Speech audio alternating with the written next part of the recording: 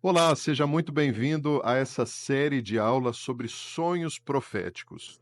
Essa aula ela nasceu, eu acredito, através de um incentivo. Nós estamos aqui na Escola Apostólica Profética em Campinas e houve uma oportunidade da gente começar a ensinar sobre sonhos dentro do currículo da Escola Profética. E eu pude ver quantas pessoas, líderes, pastores, pessoas que estão à frente de ministério, que têm algum sonho profético para poder contar e que às vezes não sabe o discernimento, a explicação, a interpretação do sonho.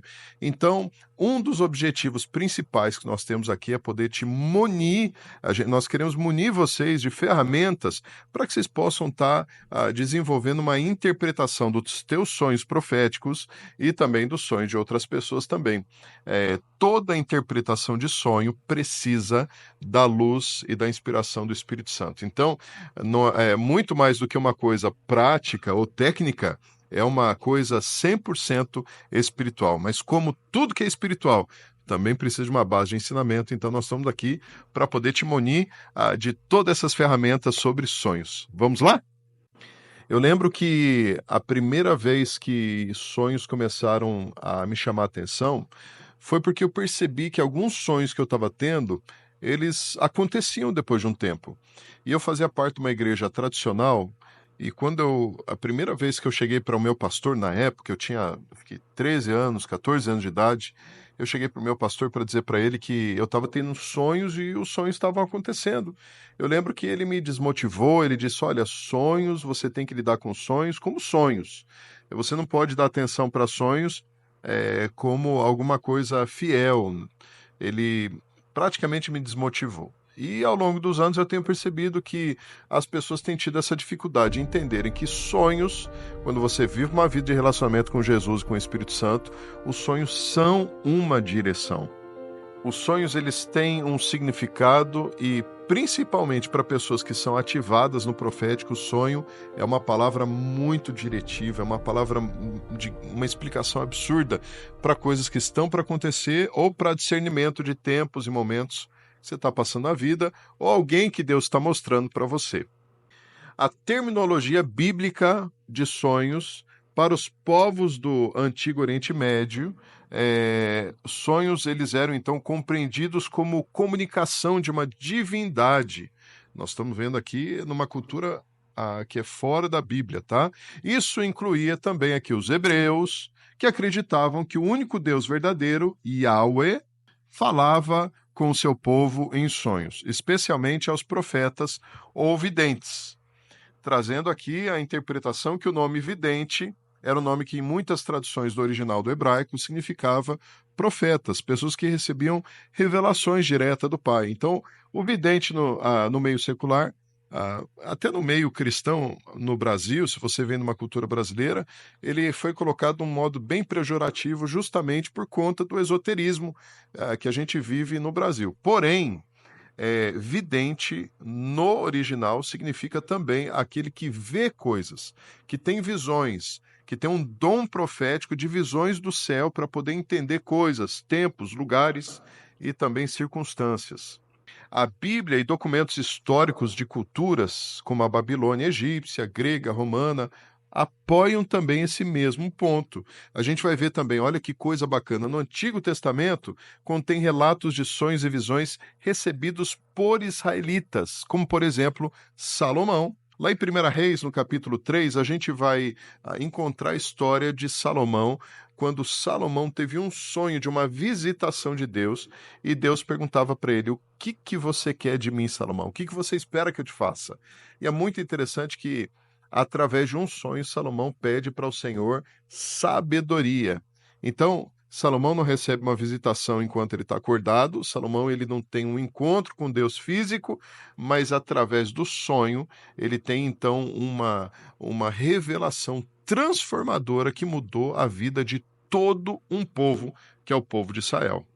Salomão recebe toda essa bênção, né, através de um sonho. Quantas pessoas que nós conhecemos que, através de sonhos, através de downloads de informação, elas têm trazido uma transformação não apenas para a vida dela, mas também para a humanidade. Olha só que coisa bacana, em Daniel, no capítulo 4, a partir do versículo 4, a gente vai ver que Nabucodonosor estava tranquilo em casa e feliz no seu palácio. Então ele diz: Olha, tive um sonho que me espantou. Quando eu estava na minha cama, os pensamentos e visões que passaram diante dos meus olhos me perturbaram. Nabucodonosor teve um sonho que a gente. Esse sonho, ele dá uma direção para quase todo o livro de Daniel, falando de profecias de coisas que estariam para vir. Quem é que teve o discernimento do sonho do rei Nabucodonosor? O próprio Daniel, que era um homem segundo o coração de Deus, um homem servo. Então, ele foi usado pelo Senhor para trazer interpretação para toda uma nação, que era uma nação poderosa, como hoje a gente pode dizer, que é os Estados Unidos, a China, né? Era a Babilônia. Então, os sonhos eles podem transformar todo um governo. O Novo Testamento também traz o uso de sonhos semelhante que apresenta nos exemplos de correção, direção, advertência, revelação do futuro. Essas instâncias serão estudadas ao longo dessas aulas que a gente vai ter aqui também, tá? Então, olha só, no Antigo Testamento tem algumas definições do nome de sonhos.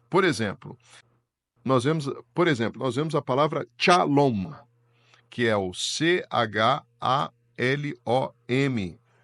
que é fazer sonhar. A gente vai estar vendo essa definição em Gênesis capítulo 20, versículo 3, Gênesis capítulo 31, versículo 10 a 11.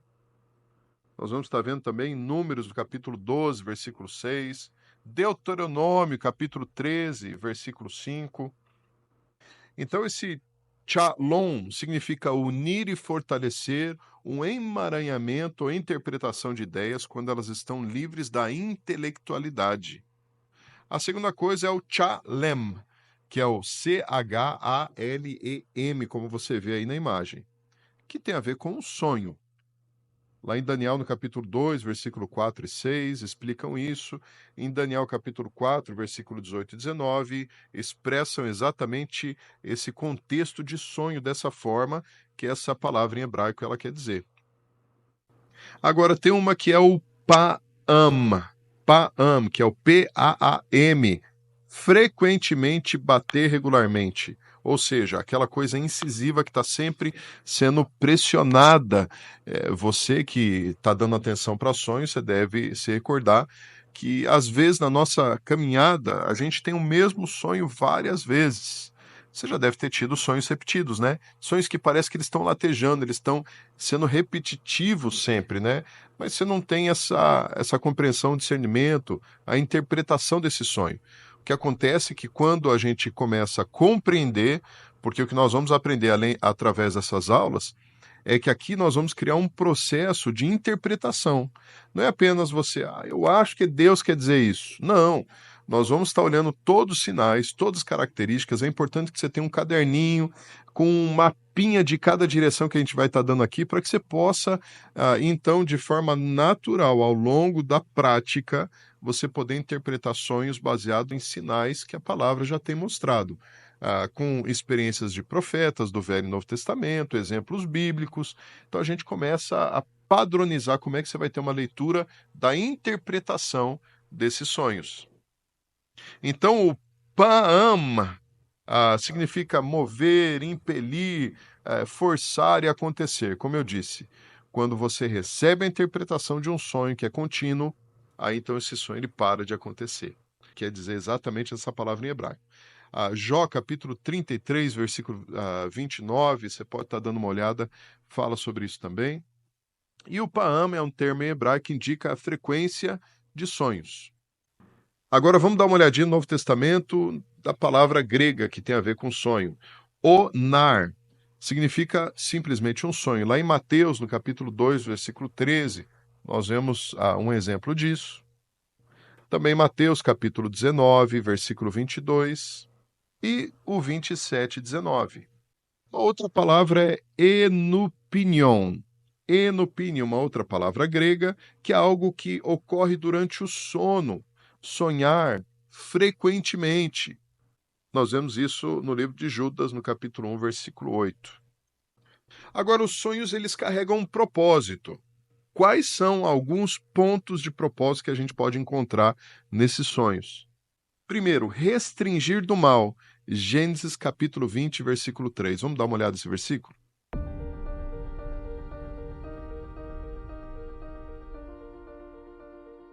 Então, restringir do mal é quase que você receber uma direção para uma proteção, ou você se abster de alguma coisa que pode fazer mal, ou você auxiliar pessoas para que elas possam ser protegidas de alguma coisa que pode fazer mal para elas. Uma outra coisa que nós vemos é que os sonhos também eles são usados para encorajar. Lá em Juízes, no capítulo 7, versículo 13 a 15, mostra isso. Vamos dar uma olhadinha?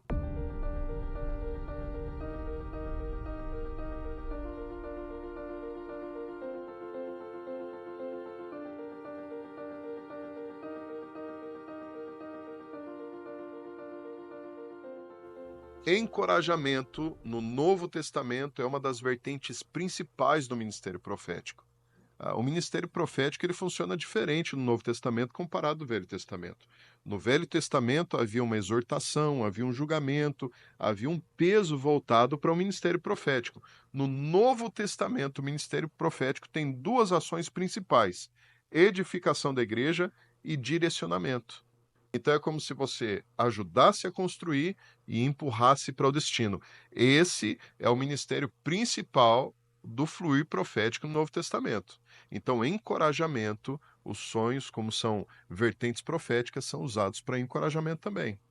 Outra coisa, revelar o futuro. Gênesis capítulo 37, de 5 a 10. Vamos dar uma olhadinha?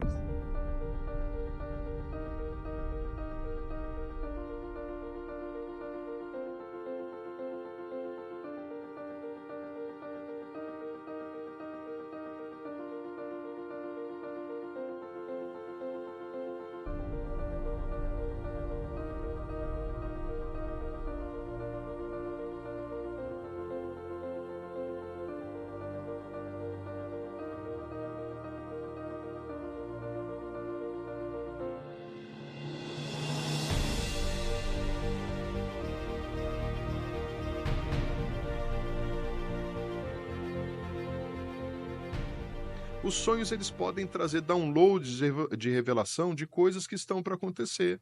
Assim como eu disse no início dessa aula, eu tinha sonhos que eles aconteciam depois de um tempo. E isso acabou me trazendo um chama-atenção. Peraí, isso não está muito comum. O que que eu estou sonhando e as coisas estão acontecendo? Então, os sonhos eles podem trazer uma revelação de futuro, sim, assim como palavras diretas do Espírito Santo sobre a vida de uma pessoa, sobre uma família, um ministério ou qualquer tipo de circunstância. E por último aqui, nós vemos que os sonhos eles têm um propósito também de instrução, instruir. Lá em Mateus capítulo 1, versículo 20, nós vamos ver essa situação muito peculiar da vida da família de Jesus.